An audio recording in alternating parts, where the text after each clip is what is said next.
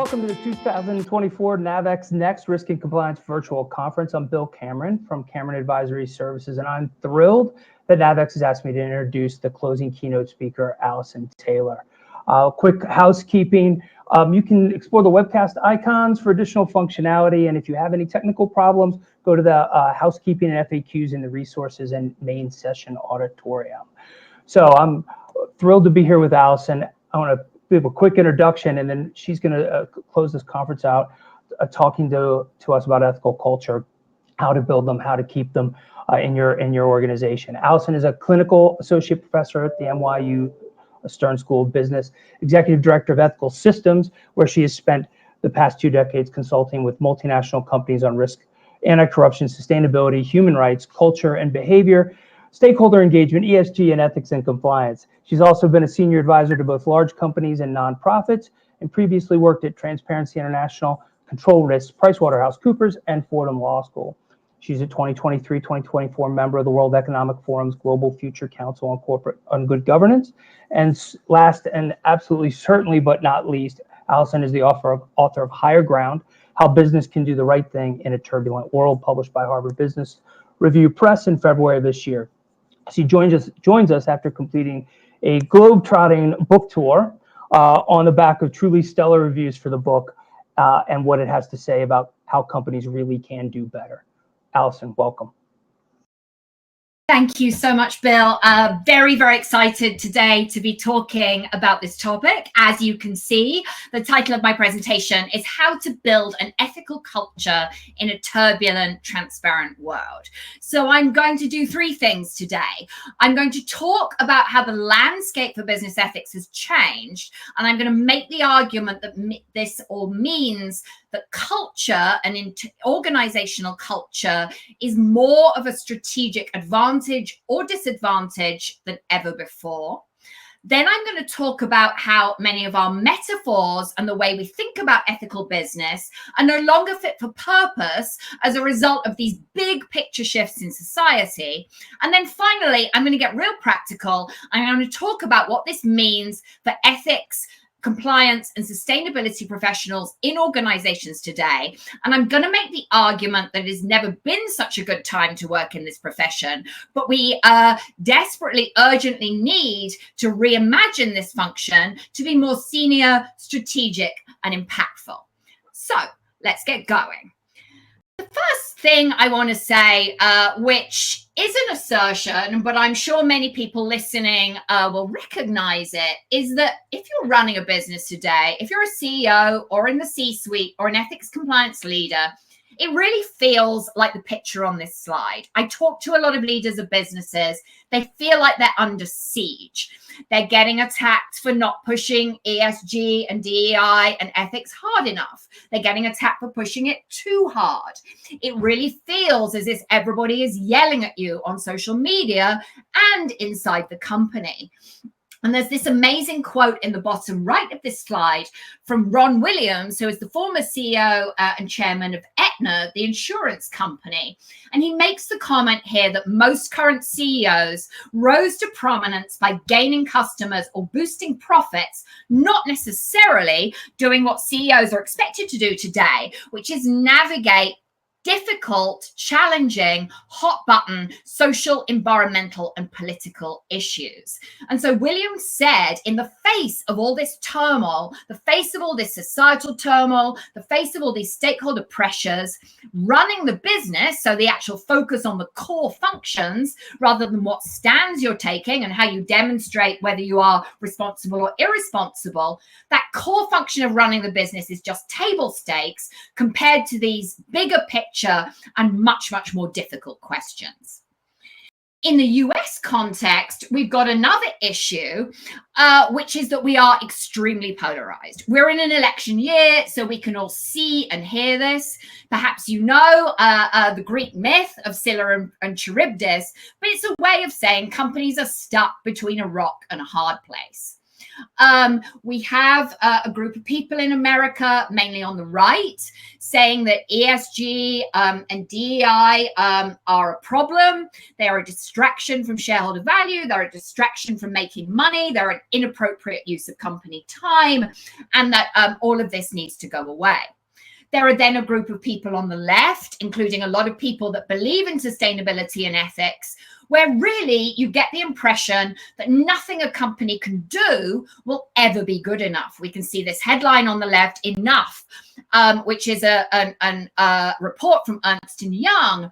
And it really argues that there are just a tiny handful, less than 5 companies in the world that can consider themselves properly sustainable and good. So on this side of the house, there's really a purity contest. And maybe you've noticed if a company tries to be responsible, tries to take a position on an environmental and social issue, there'll be one group of people saying they're wrong for doing that at all, and another group of people saying they aren't going far enough. And you can see the little diagram in the middle of this sense that everybody is yelling at you from the right and from the left. And it is very, very hard to find a path through these treacherous waters and really get clear on what it means to be a good business today. I would argue that in 2024, where we are today, we have never been so collectively confused about what it takes to be a good ethical business. Back in the 20th century, we had this idea, focus on shareholder value and don't break the law. But I think we all know, listening to this, that adhering only to legal compliance, compliance and laws are becoming increasingly inconsistent around the world, and it's never been easy to ensure legal compliance. But now, whether it's climate change or immigration or gun control or human rights or inclusion or mental health, there are pressures on companies to become involved in a far broader and more political and more fraught and more divisive set of issues. And so I think the question we need to, of course, ask is, how did we get here? How did we get to this place where we're so confused about what it means to be a good business? And also, how did we get to the point where culture and whether you have support from your stakeholders is so important to whether you make money and even survive as a business? I think there are 3 reasons, and I describe these 3 reasons in chapter 1 of my book, Higher Ground. So let's go through them quickly now, one by one. The first reason is what I would call how transparency became a weapon. And so maybe some of us remember back in the 20th century, there used to just be a few TV stations, a few newspapers, and those TV stations and newspapers needed the advertising. There was no social media. And so it was much, much easier for companies to control the narrative, to control what we saw about what they were doing, to control their reputations, to deploy PR teams, to give us a certain message about whether it was a good or bad business. Clearly, that is not the world we live in today. If we are trying to figure out what to buy or where to go on vacation or where to work, we're far more likely to look at what other consumers or other employees have said and not necessarily take the company's word for it. Over the same period, we've also become much more aware of the role of corporations in making things like human rights abuses and climate change worse. We can see a headline on here about fires in California, a headline about labor rights and deforestation in the chocolate industry, and then a headline from HBR, a story I wrote called Corporate Advocacy in a Time of Social Outrage, that really talks about how companies can figure out when and how to speak up when there is all this reputational pressure. But now anyone with a smartphone can capture evidence of bad business behavior and just put it on the internet. We can't rely on our employees or our stakeholders to call the whistleblowing line. There's far more of this sense of governance by Twitter and accountability by social media. And that really forces companies into a far more interactive relationship with their stakeholders. And it really, really challenges us, I think, to rethink these kind of traditional ideas of reputational risk. So all those things have become very, very significant forces in how we think about corporate values and how we think about corporate responsibility. But they've also become fundamental to how we need to rethink culture. Because one of the other big trends that we can see, and we can see some other relevant headlines on this slide, maybe we've all seen recent headlines of young people filming themselves being laid off and then putting it on TikTok. We've seen far more workers speaking out or forming Instagram groups or leaking information from town hall meetings or things that the CEO has said. So if you're a young person and you grew up on social media, you are not necessarily going to call the internal hotline and go through the legal process. You are far more inclined to get together with your colleagues, perhaps on Slack, to form an Instagram group, to form an account, and to try and get out there and deploy reputational risk as a way to hold your employer or to hold a particular brand accountable. And so what this really means is very, very fundamentally, we can't treat PR as a defense mechanism, and we can't be sure that what we say are our values won't be undercut by people inside the company. So transparency has certainly become a weapon, and it's far more fraught and far more difficult for companies to manage reputational risk than it ever was in the past. The second trend I want to talk about, I'm calling how business became political.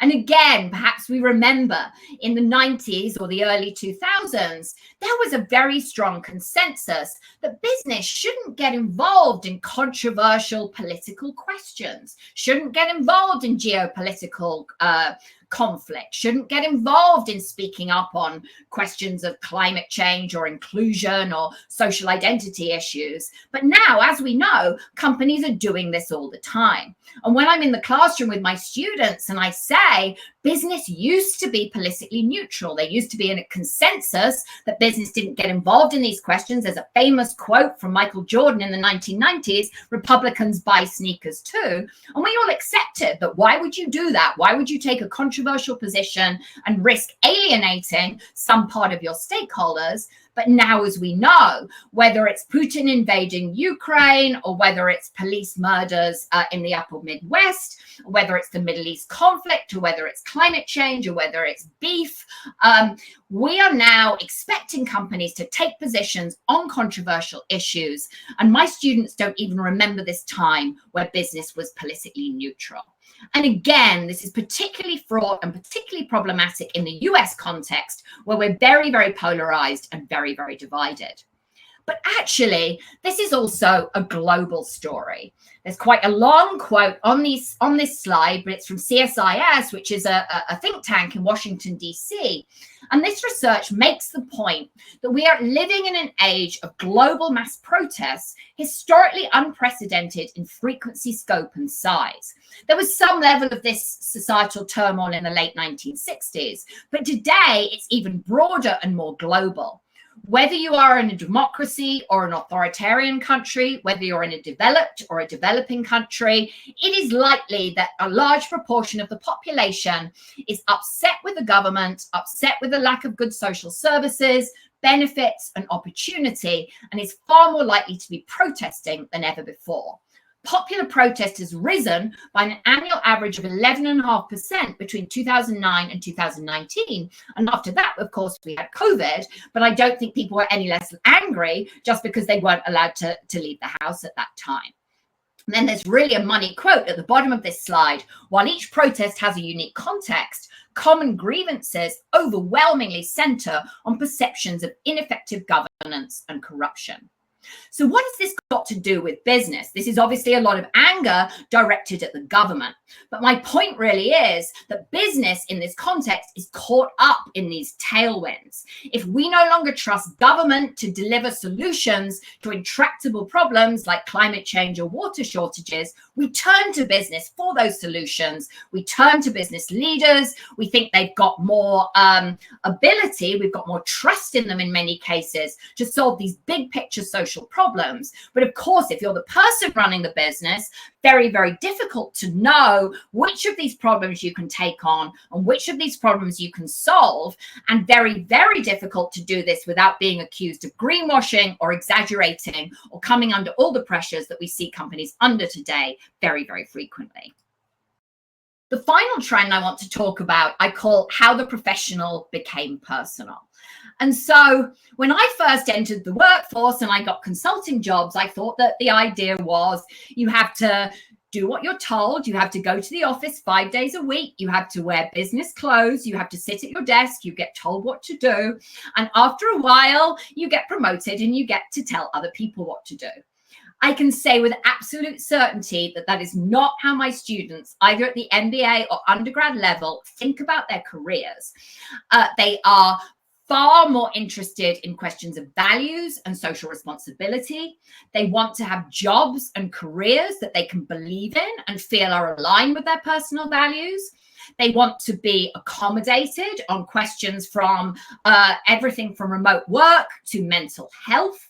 They want to be nurtured. They want to be led in different ways. You may have seen also that many, many young people really struggling with depression and anxiety. And so there are far more expectations on managers today to think about and nurture employees. And really this expectation that it is not my role to adapt to the company, it is the company's role to adapt to me. So in summary, transparency has become a weapon. We're under far more pressure because of social media. And also there is far more pressure internally spilling out there onto social media and becoming public. There is far more willingness of leaders to take positions on stances, partly because stakeholders are demanding and expecting this, because we no longer trust the political process to solve many of these intractable problems. And then finally, there's a very, very new vision from young people about what culture should be like, what careers should offer, and what kind of leader you should be. And so what all of this means is that culture, and so culture, we're used to thinking of something that is internal versus external, but now that distinction between internal and external doesn't really exist. Our cultures are on full display as never before because of this rise of strategic leaking and all this social media pressure. It's impossible to keep secrets. You can have a confidentiality agreement, but your employees are likely to be violating it the whole time. So all of this means is your culture, your actual culture, how you really do things around here, has become one of the biggest sources of strategic advantage or disadvantage. And that means we need to take it seriously and we need to rethink almost every aspect of how we build and set up ethical culture. And I'm going to talk about this next. So one thing to say really is that we have very, very interesting metaphors when we're talking about business. We tend to personify businesses. We talk about Apple versus Microsoft and Pepsi versus Coke. We talk about businesses as if they're people with personalities. We talk about whether they're good or bad. We talk about whether they're hypocrites, as if they've got a single brain.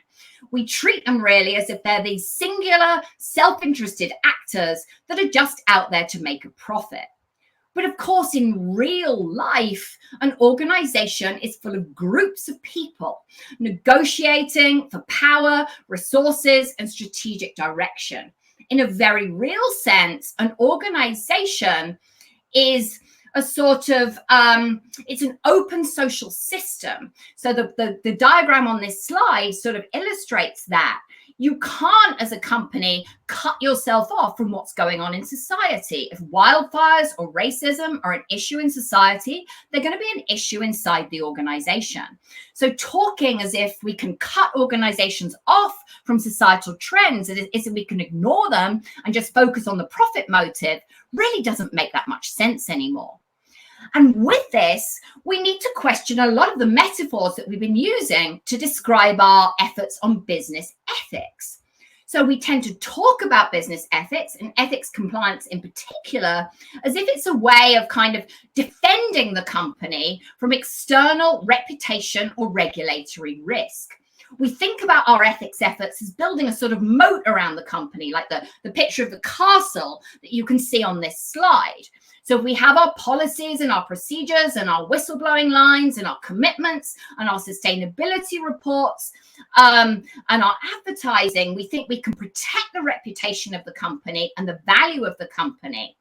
But of course, if those defense mechanisms, those boundaries that we build around the company don't really exist, then we need to ask a lot of questions about how we really build and maintain an ethical culture where we can't wall ourselves off from society on the one hand, but nor can we take on all of society's problems in an undifferentiated way on the other hand. And so I've said a lot already, but I think this might be one of the most interesting and useful slides I've shared so far. This slide is about the rise of intangible value. It's from a company called Ocean Tomo. And what this slide is showing us is that in a very, very fundamental way, how business creates value has changed dramatically. So back in 1975, as you can see from this slide, 83% of corporate value sat in what we might call tangible assets. Now, what do I mean by tangible assets? I mean things that you can see and touch and feel. I mean things like buildings, machinery, cash, bonds, inventory, land, equipment, physical, tangible products. In the 20th century, therefore, arguably, and I would argue, was a lot easier to run a business. You designed a product, you built a factory, you made the product, you shipped the product, you realized the returns. Planning and generating returns was far more predictable and far, far, far more tangible. Fast forward to 2020, as we can see from this slide, now as much as 90% of corporate value is in intangible assets. What do I mean by intangible assets? I mean things that are intangible, that you cannot see and touch and feel. So I mean things like patents and IP, brand value, customer data, software, network effects, and not least, stakeholder trust. I'll give you an example. Since the success of Barbie, the movie, it has become extremely difficult to value the company Mattel. Mattel makes plastic toys, of course, but also the brand value has transformed as a result of Barbie to the degree it is genuinely hard using traditional accounting measures to value that company. So the value of perception, the value of trust, the value of how we feel about a company, whether we think it's doing good in the world, has become far, far, far bigger contributor to whether that company makes money and survives. And then I think this idea of the shift to intangible value can be thought of more broadly. And the way I put it in my book is, we're in the era of the intangible company. The physical boundaries, we all know this, around our working lives have really dissolved. Very few of us these days are going to an office 9 to 5, 5 days a week, and then are able to, when they leave the office, be out of touch, not checking their emails.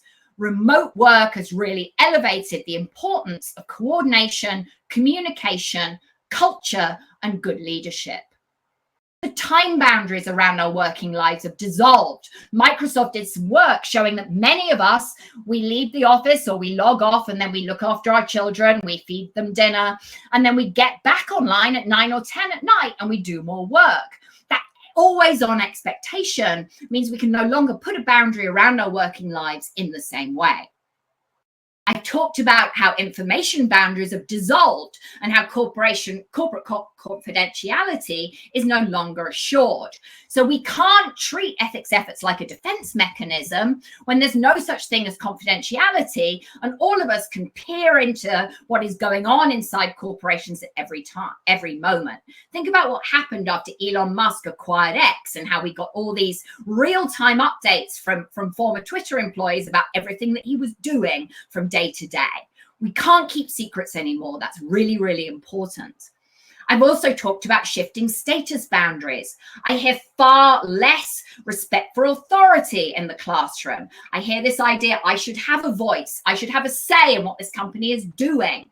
So the idea of leadership as barking orders from the top and expecting employees to do what they're told, particularly in a remote environment, becomes far less valid. And now we need to really bring people along with us, build coalitions, and handle these very, very fraught employee activism dynamics.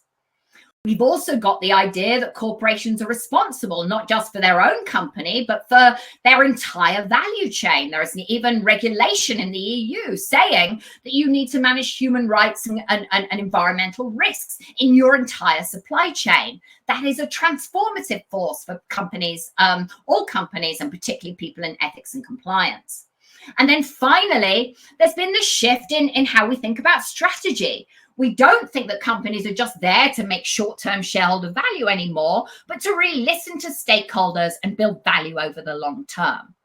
So many of our old assumptions in that tangible value era are no longer valid because we're in the era of the intangible company. And now I want to talk about what this really means for ethics and compliance professionals and leaders. And I want to make the argument that we need to rethink our corporate ethics efforts and put organizational culture and the reality of human behavior, so how human beings really behave in groups, at the center of our ethics efforts. We need to put culture at the center of our ethics efforts for all the reasons that we have described. And we need to stop thinking about this purely in terms of rules and processes, and think more in terms of norms and how human beings really do behave in groups. So I think most companies have gone beyond this, the stage here, but there's a lot of evidence, and we can think about this from enormous numbers of companies who have put in place best practice compliance programs. Indeed, there's been an enormous growth of the ethics and compliance function over the past 20 years. Yet it really seems that there are just as many corporate scandals as there have ever been before. And so the question I think we need to ask is, if we've got all these compliance programs and some companies spending millions of dollars on them every year, why we haven't made more progress with ethical behavior and culture. So there's a trend to hire lawyers and former regulators. There's an idea that we sort of mirror external law enforcement. We like to hire former prosecutors. There tends to be a lot of focus on rules and processes and zero tolerance. And if we catch you doing this, we catch you paying a bribe, we're going to fire you. We've got zero tolerance. Follow the rules or pay the price. And so this rather kind of draconian rules-based approach to ethics and compliance that says all we need to do is to speak to employees and make sure that the punishment is so high that they won't commit fraud, corruption, bribery, money laundering. Those ideas that all we need is rules and processes and procedures, they don't seem to be working that well. And they end up with these cliches of compliance being called the business prevention department. Very, very often as well, what I hear in the classroom from my students is there's a sense that the rules do not apply to senior leaders. So they only apply if you're in the rank and file workforce, and leaders are subject to different rules. So I think if you apply these rules inconsistently, you have a lot of rules, but you can't enforce them, and then people don't believe in the rules. There's a lot of evidence that then what people tend to do is to rationalize unethical behavior and rationalize white-collar crime. And on the right of this side, you can see some of the rationalizations that we as human beings tend to make. For example, if our boss is mean to us, we might say, well, I deserve to take a cab home, even though I'm not allowed it on expenses because my boss is being so unfair. Or we might say, corruption or paying a bribe is really just a victimless crime, because we're not really properly explaining the impact of these negative processes. We're just putting out a load of rules. There might be a sense that, you know, that's just the thing we've got to do to win, and just the way that we do business around here. So there's a lot of psychological mechanisms that if our policies and procedures are too draconian and too rule bound, and we don't let people use their own judgment and know where to go for help, people switch off and they start start to make excuses, and we may even make the rationalization of white-collar crime easier and our problems worse. And so we tend to behave and we tend to design our compliance programs as if human beings make rational cost-benefit analyses as to whether to commit wrongdoing.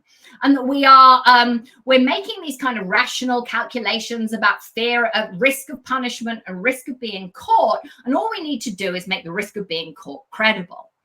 But in fact, that is not the way our brains work. Jonathan Haidt, who is a very famous social psychologist and who I worked for many years, uses this metaphor for the brain. It's a little bit like Daniel Kahneman's System 1 and System 2, where he talks about how the human brain is like a rider sitting on an elephant. And so the rider is that rational part of your brain that uses logic, that uses thinking, that thinks logically itself to an outcome.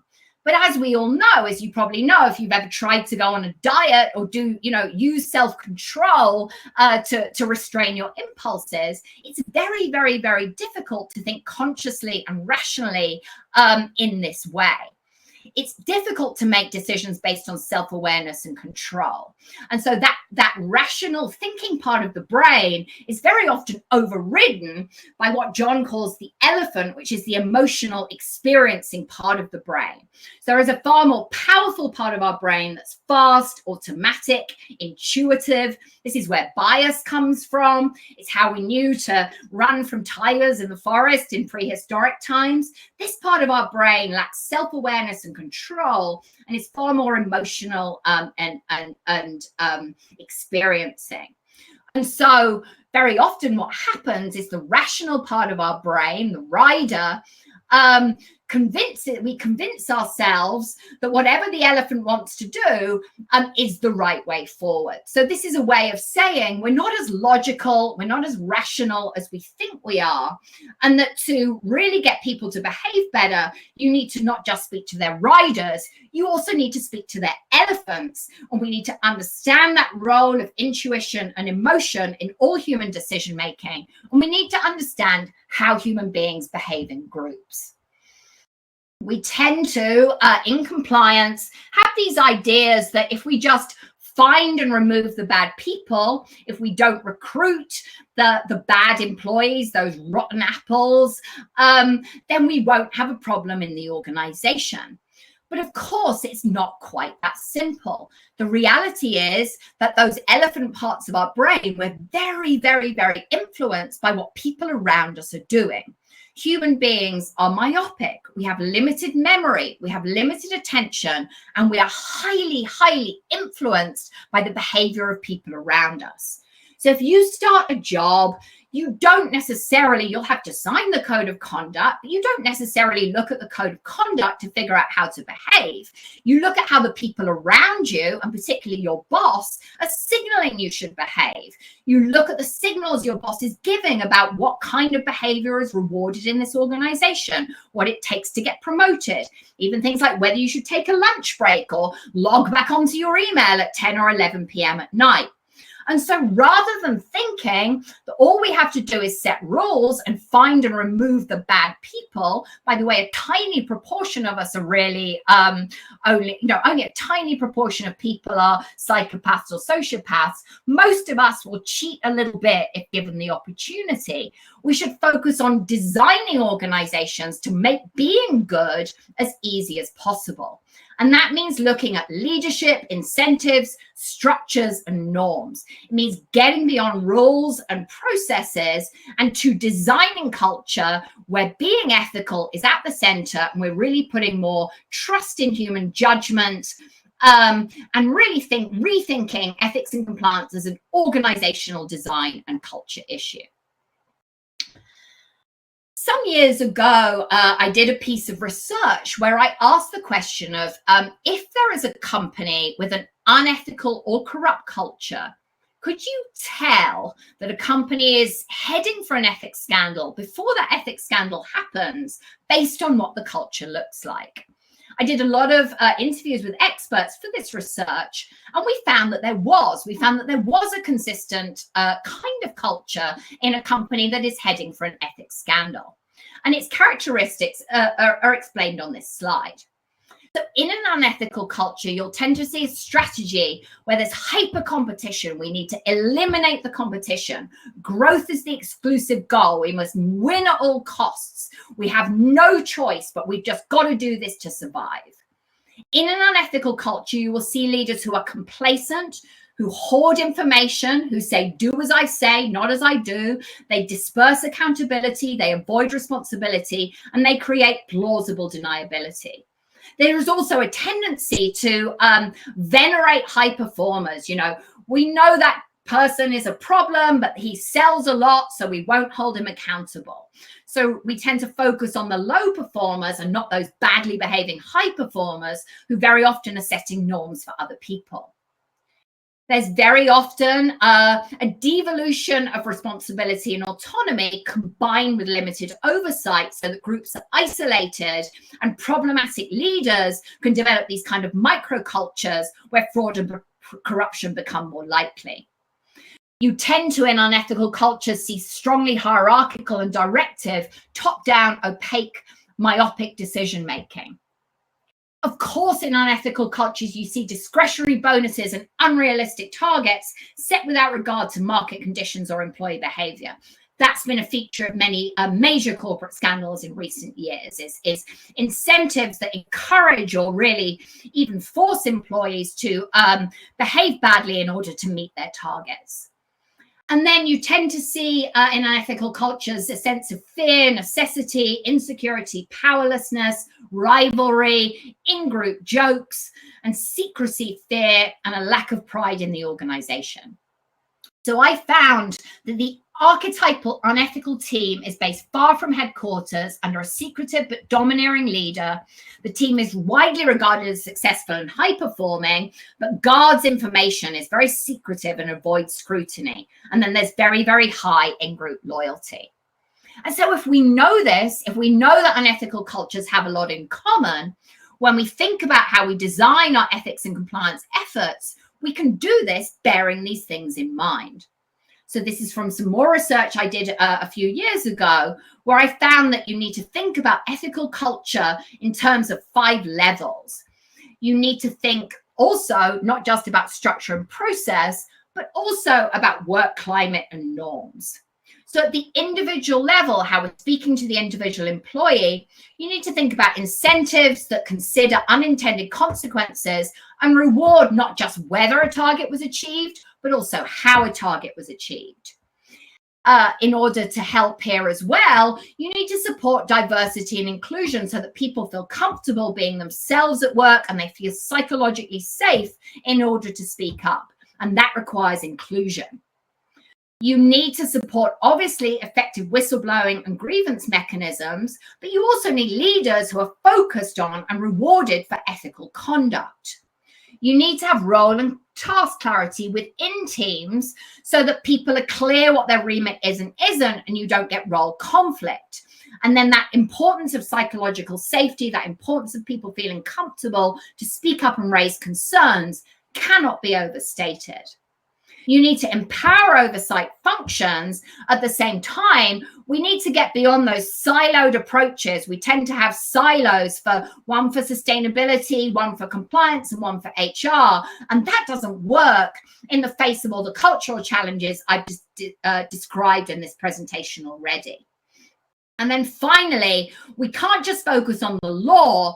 We need to think about sustainability commitments, commitments on the environment and society as part of our ethical commitments, rather than thinking there's one team of people that deals with the law and another team of people that deals with environmental and social responsibility. So if you are an ethics leader today, there has never been a time of more opportunity and never been a time for more risk. I talk to ethics and compliance leaders all the time, and I say right now is the perfect moment to reimagine your role to be more senior and strategic. There's a lack of public trust in the business. And so leaders can really reframe and be at the center of efforts to rebuild that public trust. It's really important that ethics leaders think strategically. How can you have a coherent stance on social and environmental issues? It means you're not greenwashing or taking on too many problems. That means you're even thinking about what countries and sectors should I even operate in? Is it a good idea to work in this country where there may be a lot of pressure on human rights or deforestation or something like that? You need to navigate that rise in employee voice and strategic leaking and speaking up. You need to think about ethics and values beyond legal compliance into what young people care about, which is very, very often not about the law. It's about what they think the role of business should be in society. We need to think about rising human rights pressures. Human rights is driving a lot of climate litigation. There are human rights protests all over the world. We need to think about inclusion. We need to think about governance in a less siloed way. And we need to balance diligence, audit, and engagement on our supply chain and our third-party efforts. This is all overwhelming, and many ethics leaders are stuck, maybe without enough resources, without enough budget, trying to navigate all these new pressures. I talked to some ethics and compliance leaders who've managed to reframe and reimagine their roles, to be in the C-suite, to be a trusted advisor for the CEO, very often to take over set sustainability commitments, and to really reframe and reimagine the role of ethics.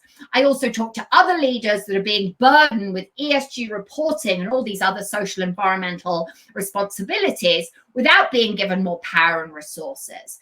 And so I think it's a time of opportunity and it's a time of great risk for ethics professionals. Ultimately, where we need to go is to build alignment between sustainability and ESG, ethics and compliance, and human resources efforts. And the way that we do that is by putting culture and employee trust and intangible value at the center.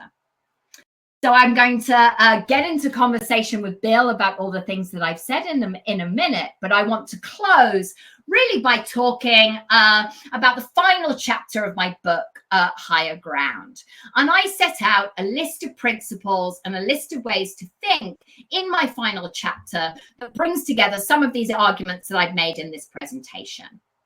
Your corporate purpose should be specific and grounded in your impact on the world. Before promising to make the world better, before going out there saying you're going to solve climate change or inclusion or any of these intractable problems, first, do your best to make your business better. Respect the systems we all depend on, the social, the environmental, the political systems. That is not the same thing as saying you need to take on every societal problem out there, but you do need to get serious about the fact that you are, as a company, you sit in the real world, you sit in society, you can't treat yourself like a black box. You can't please all the people all of the time. As a leader, it is your role to figure out of all this chorus of stakeholder voices demanding things. You need to think about trade-offs, be honest about trade-offs, and not overpromise. You shouldn't neglect the basics of clear rules and reporting. It's not everything, but it doesn't mean that we don't need it. If you base your values on respect for human rights, that can help bring conceptual discipline. If you think about your business's impact on real people, that brings far more simplicity and clarity than is commonly understood. And in a world where everyone is box ticking and over-promising and greenwashing, a sharp focus is the key to success. This isn't about telling an appealing story or barking orders from the top or anything like that. Culture is a source of strategic advantage, which means you need to think holistically. If you offer to listen or choose to speak, you need to act. And finally, you cannot impose meaning on your employees or on your stakeholders. You must work to create it. There's a lot more in my book than I had time to talk about today, but I hope I've explained why culture and ethical culture in particular has never been more important and never been more central. And I hope I've explained both the challenge and the enormous, daunting but very exciting opportunity facing ethical leaders today. Thank you very much. And Bill, delighted to talk to you. Thanks so much, Alison.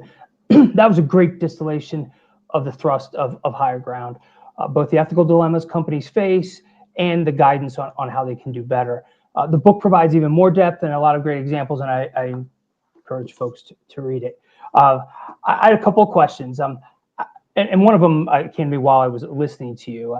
I think everyone in the compliance, ethics, and risks fields really should spend some time thinking about how much their organization's value is intangible. The chart on slide 14 of your presentation is really impactful. IP, brand reputation, trust, and so forth. How does this change the skill sets and backgrounds necessary to do those jobs well? I mean, I think that's such a great question. I think there are a couple of things to say. I think we need to get comfortable with the idea that we are building coalitions and driving influence rather than setting forth rules and processes. We need to think about leadership as bringing people along with us and not expecting people to do as they are told unquestioningly.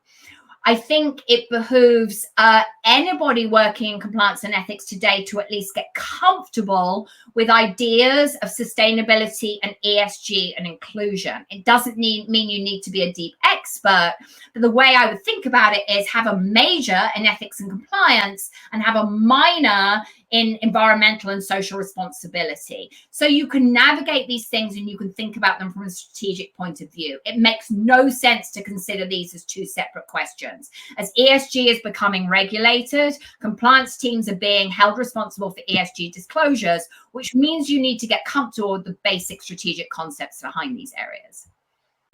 I completely agree. The silos there can be really damaging if you don't break them down.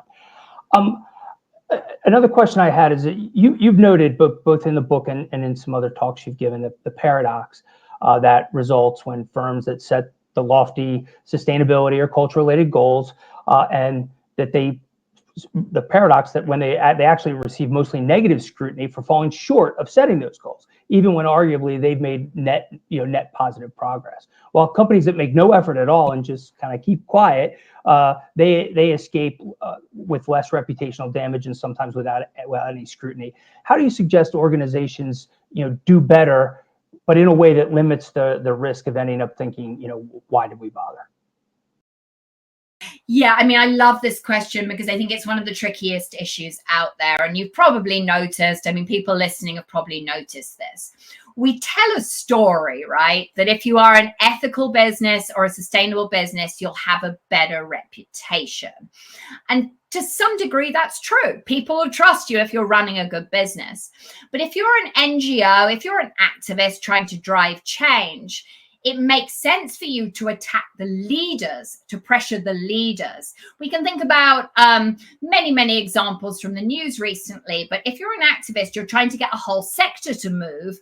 And the way you get that whole sector to move is by targeting a really prominent leading company that's got a really good reputation on this topic, because if that company moves, everyone else will move along with them. And so what this means is a lot of the stories we tell about how if you just do the right thing, you'll have a good reputation, they're not really true. Often the best performers get attacked. So I think the answer is sort of twofold. You can't just withdraw and do nothing because there's all this pressure from stakeholders and all this pressure from young people. But I think what you can do is be more limited and focused about the claims you make and the problems you take on. And so I think, if you are a food company, then focusing on the agricultural system and focusing on climate change makes sense.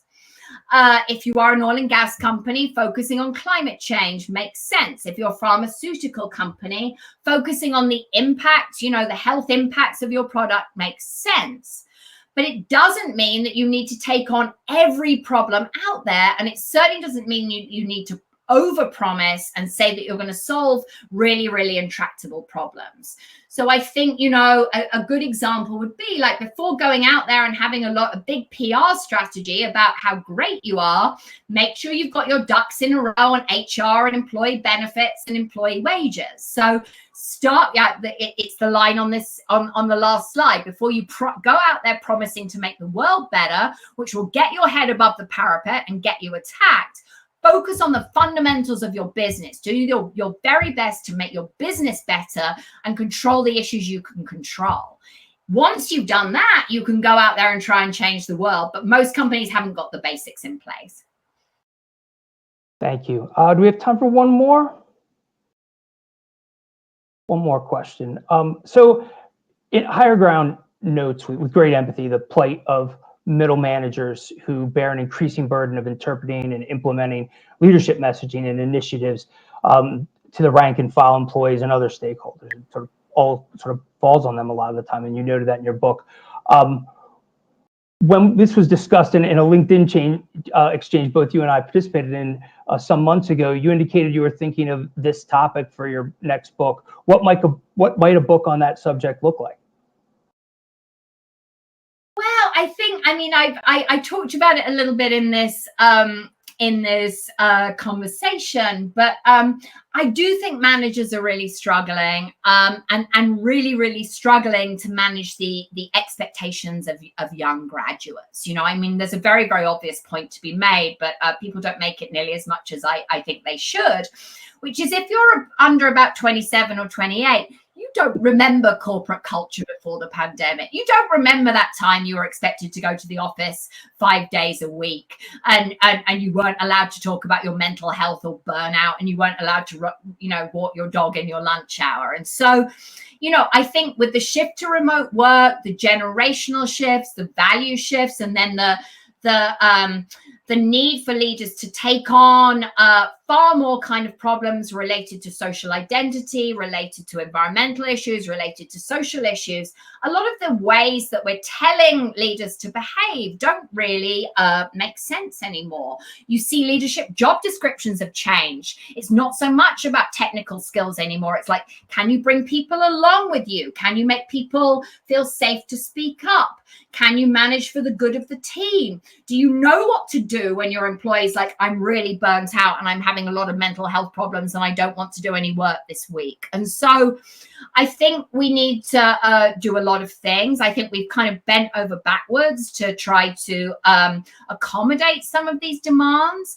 This has ended up in many ways with the worst of both worlds. So we're sort of telling young people works like a family and be yourself at the same time as laying them off when things get tight. So I think we've got to get clearer on our messaging, more consistent. We've got to set boundaries. We've got to rediscover professionalism, but we've also got to be clear that leadership today and that kind of top-down imposition of control is just not going to succeed with the values shifts that we're seeing in society. So I think there's a really important job to be done preparing and the next generation of leaders to handle all these new pressures and to handle essentially a multi-generational workforce. So still thinking about this, still thinking about how I might put this next project together. Still lots of work to be done talking about Higher Ground, but I'm certainly thinking about what new leadership can and should look like and how we can try and help new and upcoming leaders navigate some of these pressures, because I'm hearing in private conversations all the time that young people's expectations and culture and never-ending demands to take stands on environmental and social issues are becoming a real dangerous distraction to productivity. So it sounds like some of the new leaders might benefit from sitting in on a couple of your classes and getting an earful from your students before, as they're taking on their next role or a C-suite opportunity. Have you ever had any executives come in to talk or at least to listen to your class? Absolutely. I have people come and guest lecture all the time in my classes. And if anyone is listening or would like to get in touch with me, is interested in zooming into a Stern MBA or undergrad class, drop me a line. I'd be absolutely delighted to discuss that. I guarantee you will have an absolutely wonderful time getting smart and challenging questions from an amazingly diverse and international and talented group of people. That's great, and I hope lots of people take you up on that. We are coming right to the end of time. Allison, I want to thank you for a fantastic presentation. As I said, it was a great sort of summary of the high points in your book, Higher Ground. I encourage folks to go out and give it a read. It's one of the I have a lot of business books gathering dust under my desk. This is one I've actually now read twice. So much appreciated. And we thank you. And for the folks listening, this recording will be on demand if you miss it live, or if you want to recommend it to a friend or a colleague. Thank you very much. Thanks, Allison. Thank you.